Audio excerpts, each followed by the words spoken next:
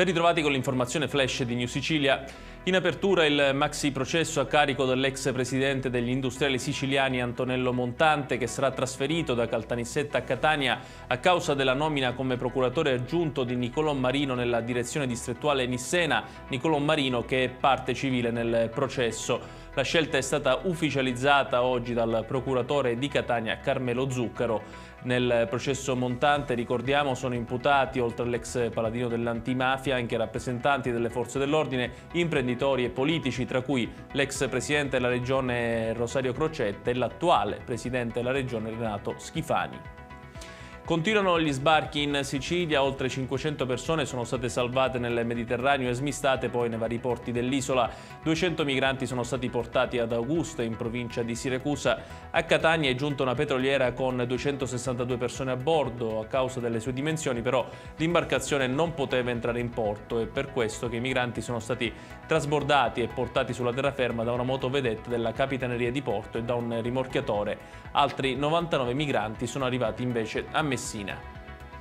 No perditempo, no pecore zoppe, sono queste le parole che avrebbe utilizzato Antonina Marascia, la segretaria generale della città metropolitana di Palermo, in una mail indirizzata ai dirigenti dell'ente per conoscenza al sindaco Roberto Lagalla.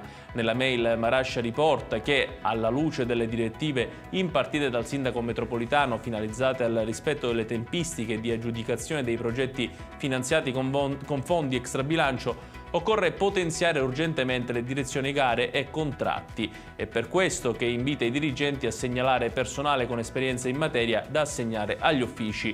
Una richiesta lecita se non fosse per la già citata conclusione della mail, che ha fatto infuriare non poco i sindacati, che adesso chiedono le scuse della segretaria generale.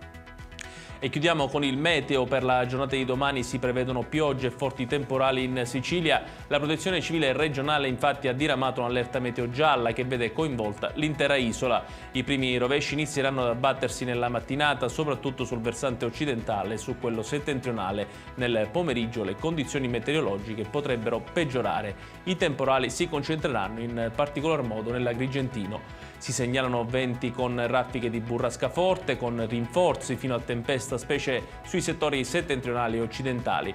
Le temperature tenderanno a scendere di qualche punto rispetto ai valori degli ultimi giorni. Ed è tutto per questa edizione. Dalla redazione di New Sicilia l'augurio di una buona serata.